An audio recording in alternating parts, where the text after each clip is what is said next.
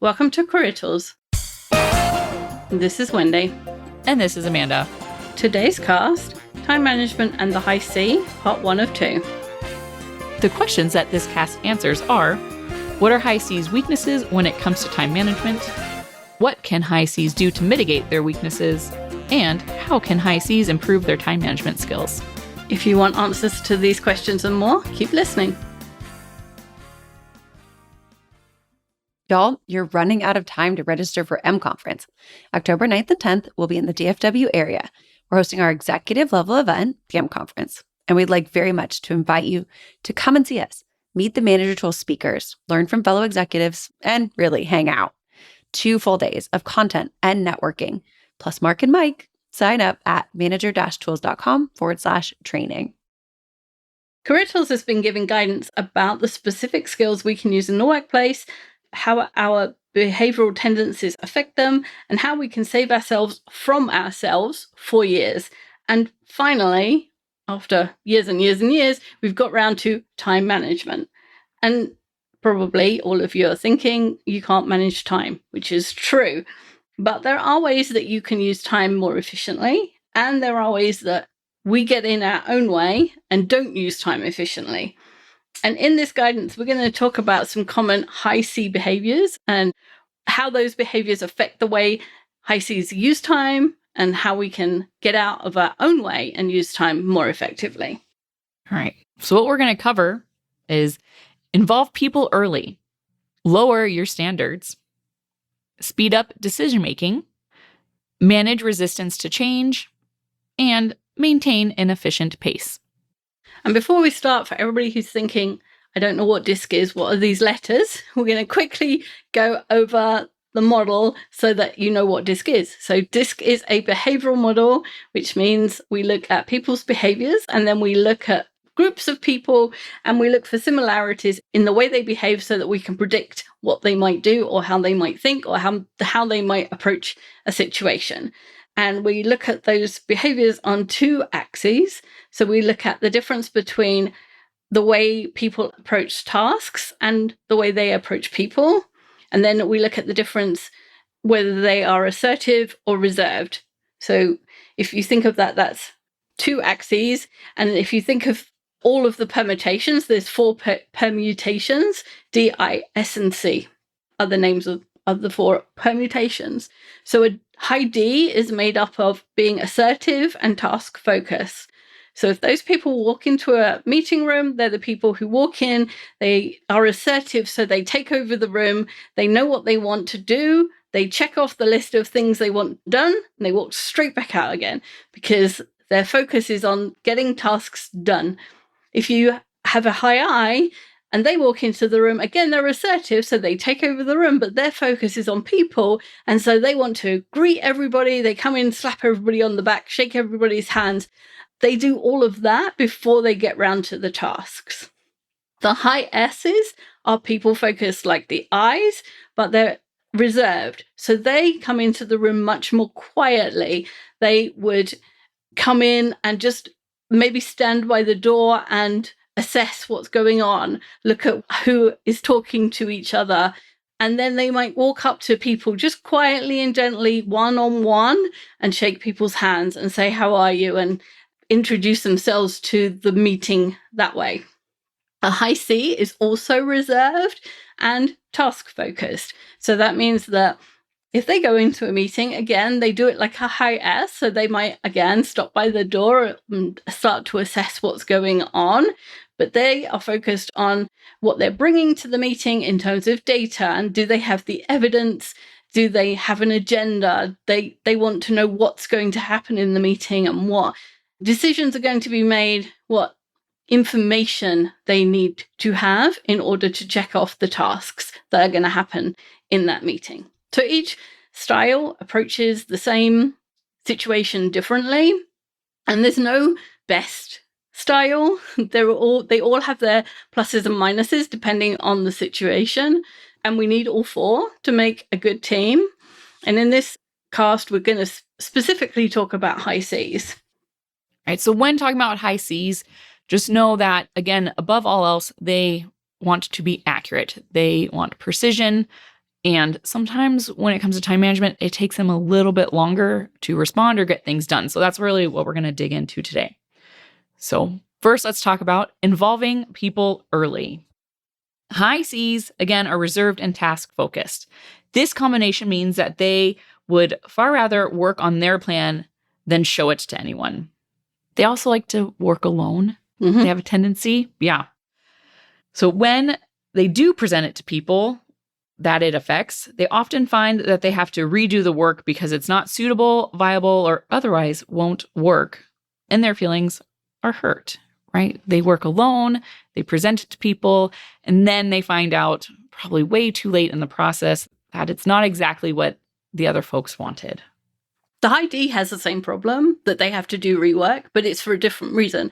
A high D just chooses what to do and rushes off without thinking, is this the right thing to do? The high C has to redo the work because they keep it for so long to themselves that they don't know whether it's the right thing or not because they haven't involved other people. Because a plan or a list of tasks is comfortable and controllable and predictable, and people are not predictable. It's much nicer to have that certainty of a nice, well-organized work breakdown list where there's all the numbers and there's colors and you've got control of it than the chaos of people and the way people introduce things. And we'll also talk about later, high Cs also fall into the trap of perfectionism. So they want to keep iterating on their plan until it's absolutely perfect. And so they'll keep telling people, no, it's not ready for you to look at. I always think that painters must be high Cs because they're always like, we need the archetypal person who's painting and somebody says, oh, can I have a look? And they say, no, it's not ready for viewing yet. It's like that's what high Cs do. No, it's not ready for everyone else to look at. Yeah, because they don't want to explain it mid-thing. They want to only present what's perfect. Yeah, because again, high Cs, 100% accuracy is the only way that they're going to give you that information. And it takes time to get there. So the problem with this strategy is that they've put hours of time and work into their plan or that piece of work, which is going to be wasted. If you can imagine a high C doing interior design, they meticulously design a custom kitchen for a client, maximizing every inch of space, carefully researching the most durable finishes and the most efficient appliances, only for the client to say, I don't actually really cook in this kitchen, and I only wanted to spend about $5,000 in here. Presenting the client with ideas earlier or talking to the client more at the beginning of the project would have saved this person a lot of work. So yes, it's a beautiful plan, but if it's going to cost them $75,000 and they only wanted to spend $5,000, all of that hard work went to waste. It did. It's a shame. And one way to prevent yourself going too far without consulting your clients, whether they be your colleagues or your boss or other internal customers or internal clients, is to give yourself a percentage of the planning time after which you'll check in with the client. It's better than saying after one day, because after one day, if you have a year's project versus a week's project, after one day is an entirely different thing. So if you give yourself a percentage, they'll work better. So the standard rule is that 1/3 of the total time on a project is spent planning. So if we start there, let's assume we have a project of 30 days. So 1/3 of that time would be 10 days. So we're going to spend 10 days planning.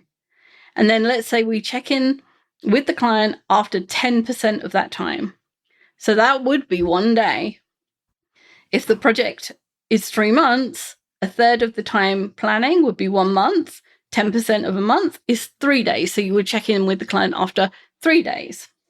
And I love this part of our cast today because Wendy just threw a lot of numbers out, and really only the high Cs are like, yes, that makes sense. The high I's already left. If you're high I, you're really like, what? That seems like a lot. They had lunch with their client every day this week. It's fine. 1/3. Oh, okay. So if one day feels like it's way too soon for you, that's just the problem, right? If you're thinking that's too early, you have to think through it. If a day is 8 hours, how much of a standard 30-day project plan would you have to do in 8 hours? Enough to get some big milestones in. Enough to have the major pages mapped out. Enough to have a couple ideas for images. And enough time to give a client an idea of what you're thinking about going. 8 hours, one day seems like very short, but 8 hours of working on a project, you get a lot of work done. So that's a good starting place. Something to give them.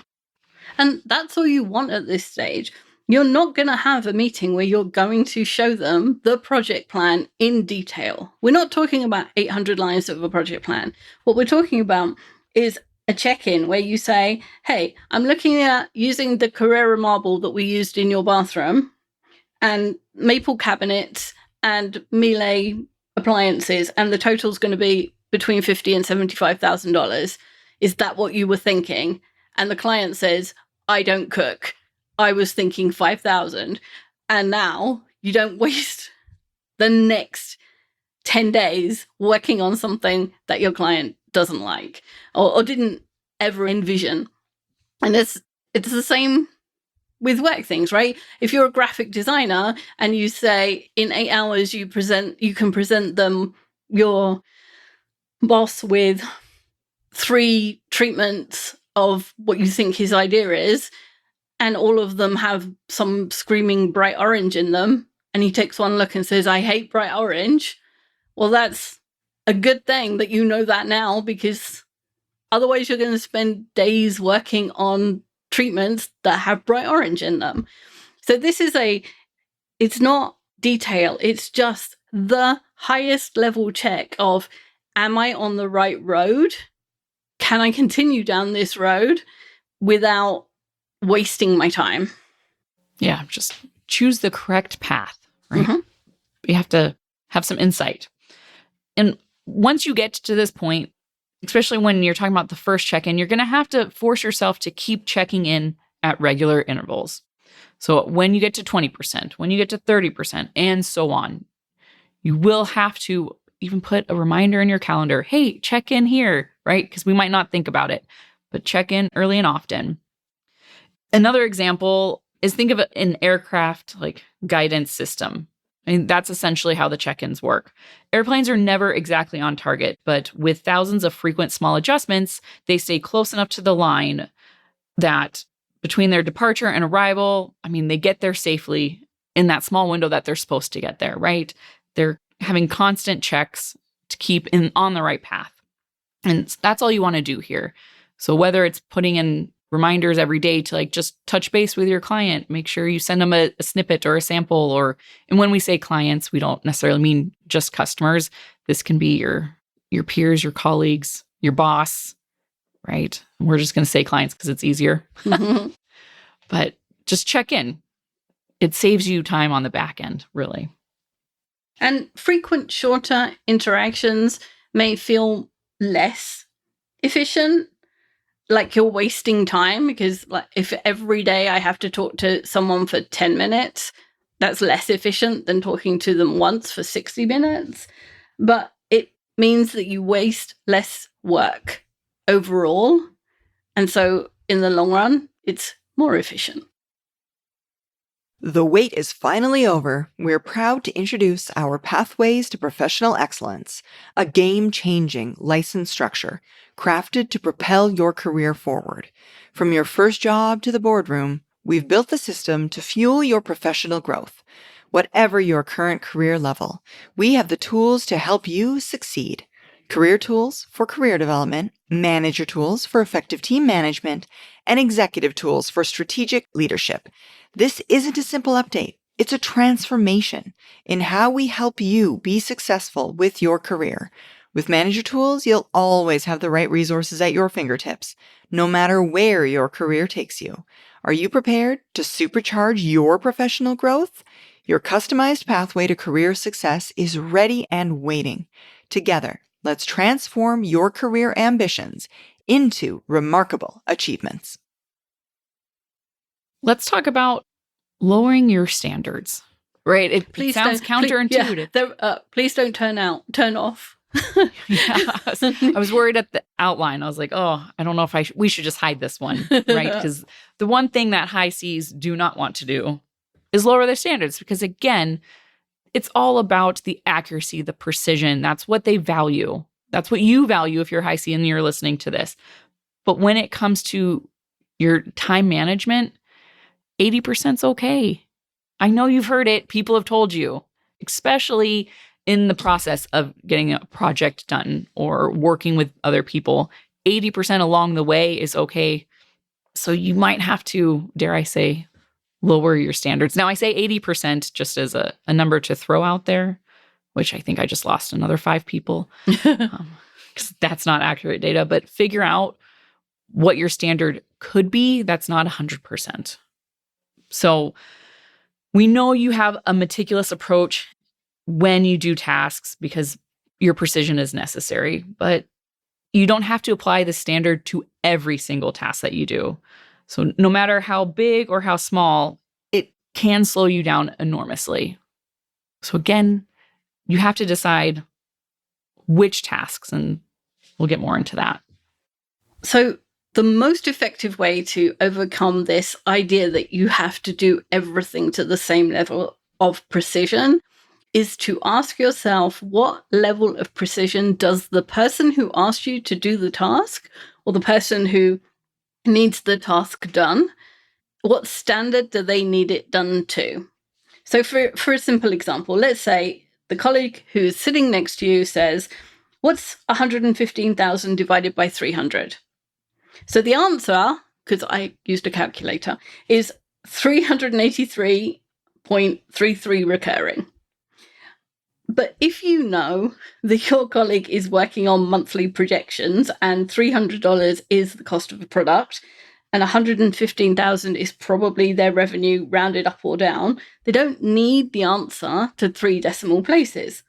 They just want 383 because you know they're working to rounded numbers, because you can see the PowerPoint presentation on their screen and there's no way they're putting, if it's dollars, 383.33333 doesn't even make any sense because we don't have third of a cents, CENTS, doesn't even exist.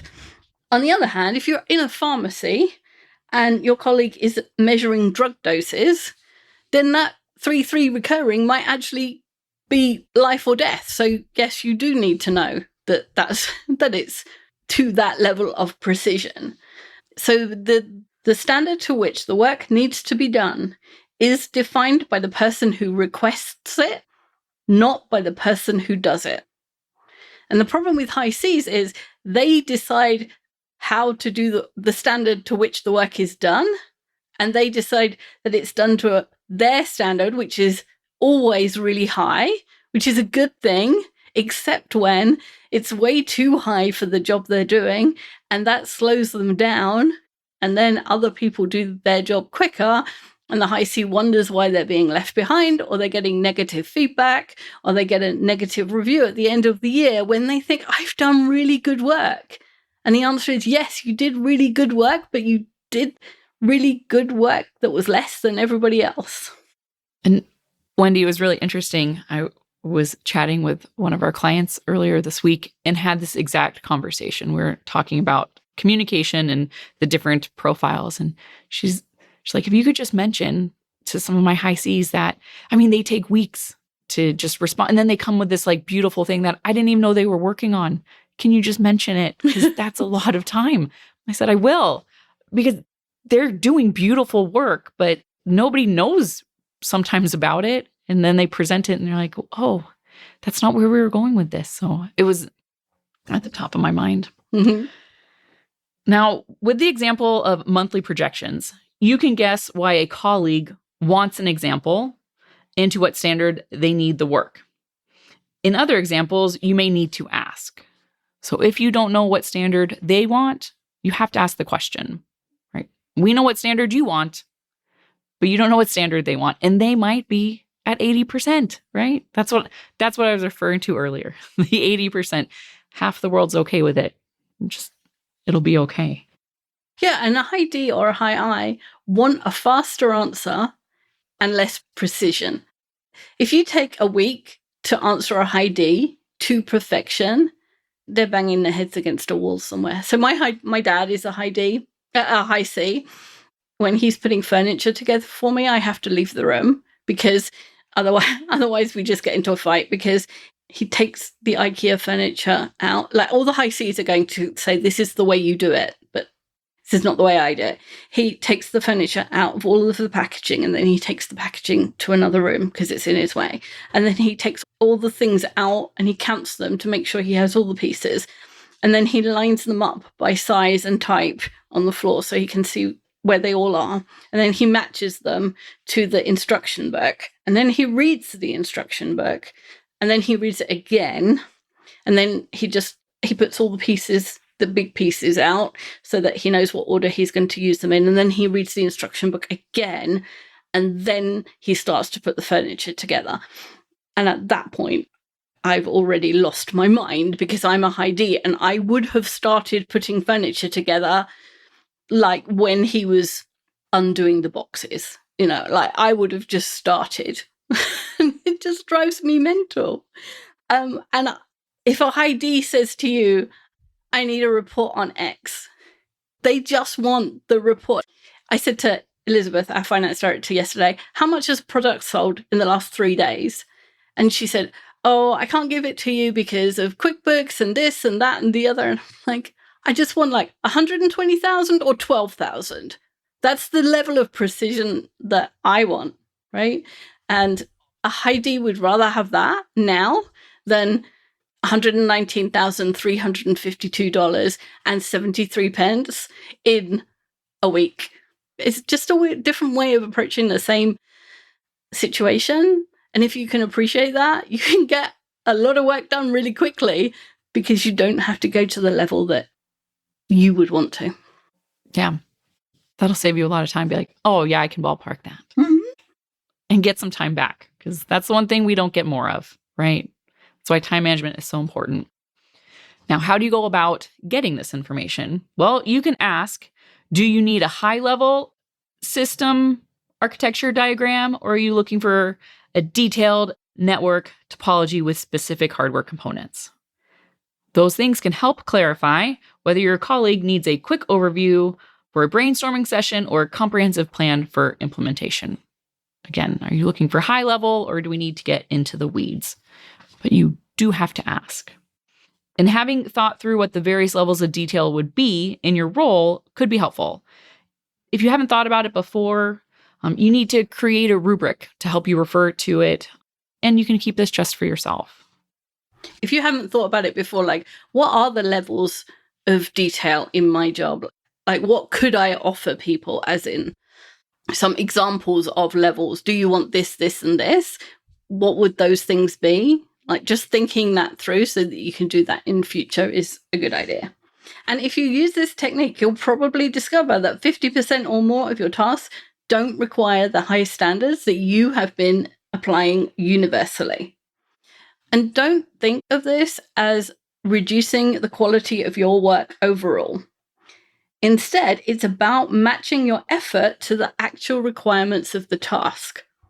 So if you think of it differently, you think of it's not about meeting your standards for every task. Change the goal. The goal is to meet the standard needed for that task.